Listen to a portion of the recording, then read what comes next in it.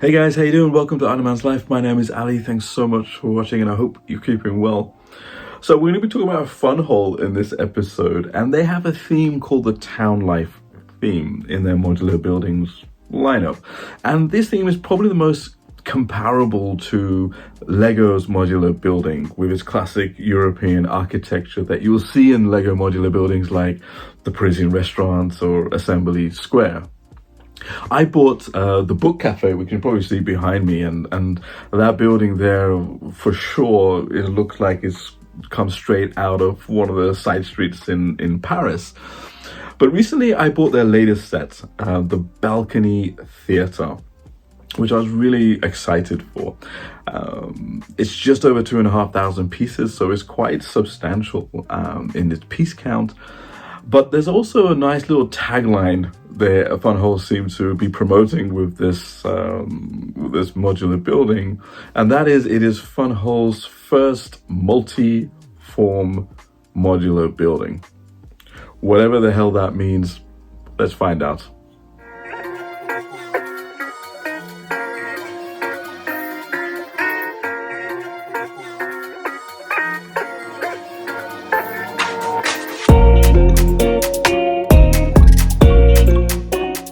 So the set is around 2,500 pieces. It's got 20 LEDs and 70 printed parts, which is absolutely amazing in this day and age to have. The real estate covers around about 32 studs by 26 studs. So it's not quite a full 32 by 32 stud modular building, but it does have a nice height to the set. The thing that stood out to me the most was the choice of the red color, the classic red color for the facade. Usually when I see that, I've never seen it in a modular building before of that color, and usually I link that color to the fire stations in the Lego City line. So it's really nice to see this, and I think it works really well. The orange color for the canopy and the signage, not my personal favorite, but it still does not look out of place. And I actually applaud FunWhole's for using these classic colors in the modular building, as opposed to some dullish paleted pastel colors that we've had before that we're used to in the modular building lineups. The gold lettering on the black on the roof, the stone gray coloring really do give the regal vibe that clearly FunWhole's going for a theatre set. And the signage to show what's showing now really does complete the look of this main facade. The textures that are here are basically just some exposed studs. I'm not sure I really like that. In fact, I don't like it at all. I think it's quite lazy. It does look a little bit unfinished from FunWhole's, which is really disappointing because they've covered up the studs on everywhere else on the set, so why not cover it on the facade? Shifting to the right, you're greeted with a lovely printed mural on 4 large tiles. It's almost perfectly done. I'm not sure if it's just my set, but it does look like the printing was slightly misaligned, but from a distance is very unnoticeable. The phone booth on the side is also a little nice touch, and it makes me wonder, what timeline is this Town Life theme based on? If we've got a phone booth, as well as what I assume is a landline telephone pole on the side as well. You remember landlines? Gosh. So this is where the prettiness ends with this set on the exterior, right? Because as you move on to the other side, it's very much used for the functionality to see inside in this brick color, which FunWhole's seems to love to use. The back is of a similar vein, where the power resides and some bulkiness to allow for some of the interior features. For me, the back is not a problem. Most modular buildings and in buildings in real life, the back of the buildings is not the prettiest, and it's usually hidden away. However, the side here also wouldn't be a problem if you could have built it right to the edge of the plate. because then you can butt it up against another building nice and hide it away. But you can't do that here because of the accessibility. And this is where then I slightly have a disappointment with this set, because all of this now is just for the sake of accessibility to view the interior. Inside, we've got a lot of things going on. The lobby, the coat check-in, the ticket booth, a lovely sofa, the 2 staircases leading up to the theater itself, the famous balcony stage to reenact the play, all to view from 2 tiers of seating in a VIP booth that can sadly only hold 1 minifigure. That is, if you can get a minifigure in there. I struggled and I couldn't without dismantling the whole thing. The seating of the chairs is what we usually expect from the brick building community, but the problem is these minifigures, you can't actually sit them down on there. It's the same problem we have with the Lego Friends mini dolls. But it's nice to have, and we can place our own other minifigures in there, and that's what it's all about, I guess. So back to this tagline that they have on multi-form modular building. Not only do you have the classic lifting of the floors, but also the swinging doors, including this very small one. But then also this whole side piece can be slid off. And so you're left with arguably more accessibility than you could ever dream of in a modular building, with 3 different approaches here. But the problem is, even with all of that multi-form accessibility, or whatever you want to call it, you still have problems placing minifigures for play and posing, as the same issue that you don't have as much jumper plates for minifigures to place them in for role play. And also you still have some limited view of some of the lovely prints that you have in the set. These frames, for example. So for me, this was quite slightly disappointing, because a lot of the build experience is actually used to facilitate all of that multi-form accessibility. And in my view, I believe having accessibility is great, but when you have accessibility that compromises the aesthetic and the look, I don't believe it should favor the balance of accessibility. For us, I believe majority of the time we love to see how pretty it is and how good it looks, and also how it integrates well into our cities for city builders. And so when you compromise that, regardless of how accessible it becomes, I think you make people disappointed with the set slightly. By the way, the same problem that we have with the clutch power of the wireless connectors, they're still here, and I really find that quite annoying, and I really wish FunWhole's would fix that, because I think it's quite unfair, to expect the consumer to use the workaround to, slightly angle it to be taking it off and remember where they are. It should be very user-friendly, lift off, and off you go. But having said all of that, I don't believe it takes away from the beauty of the set that you have. And when you look at it dead center, when you look at it from the camera-friendly angle to see that lovely printed mural on the side, it still looks like a very pretty, beautiful set.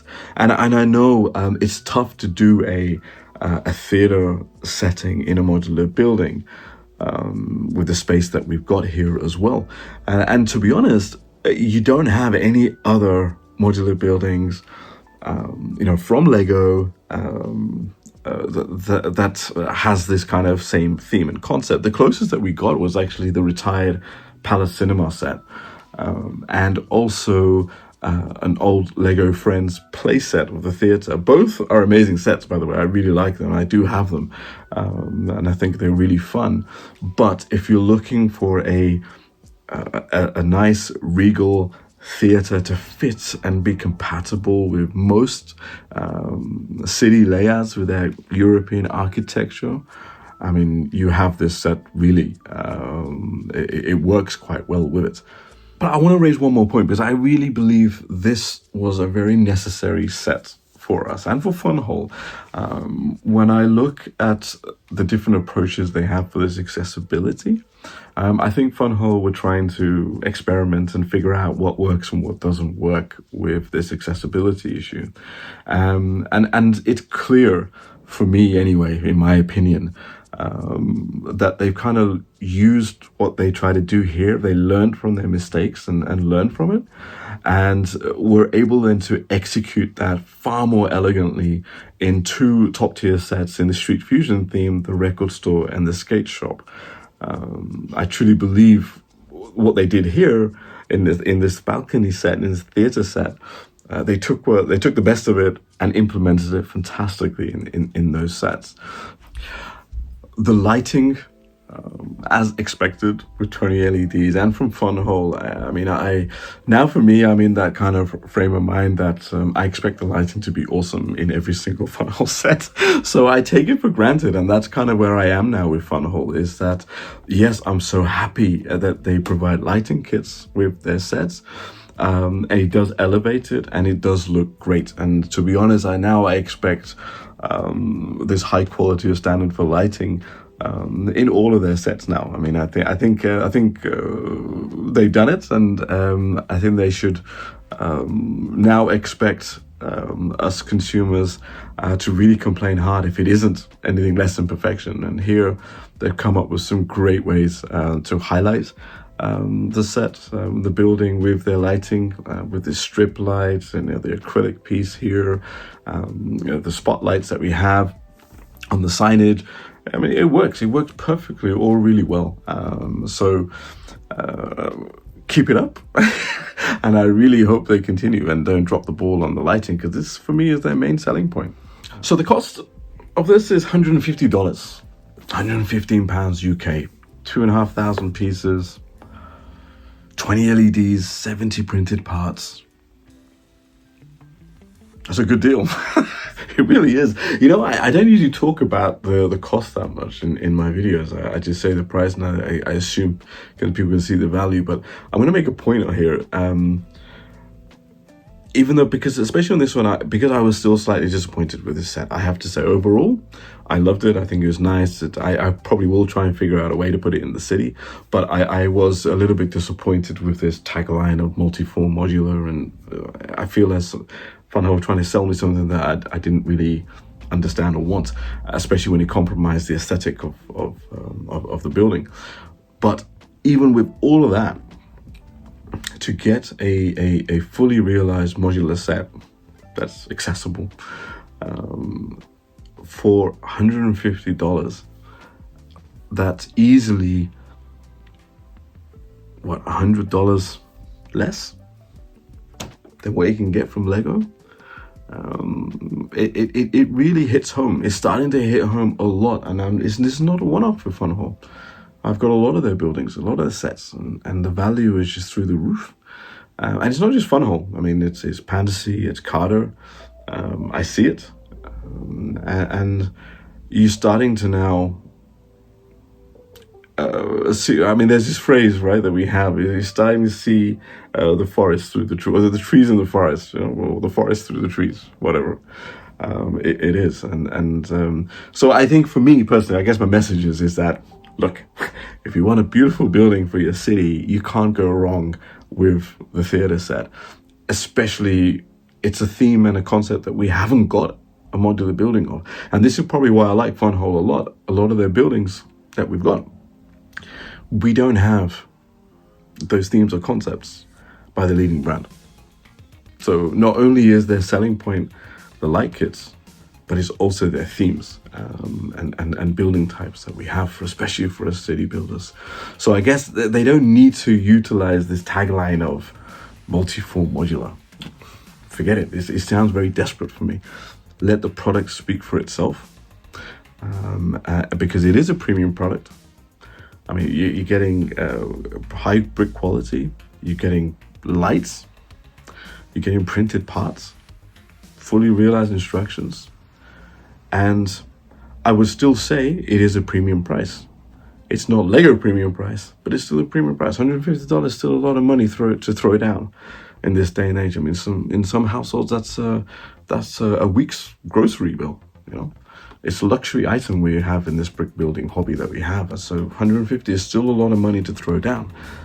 But I think what you're getting for that, in comparatively speaking, with the leading brands sets, the value for sure is definitely there. Let me know what you think if you've got this set. If you share my views on the accessibility side of things, I'm very interested in that. Maybe I'm just overreacting here or expecting a little bit too much. But do let me know. Thanks for watching. I'll see you in the next one, guys.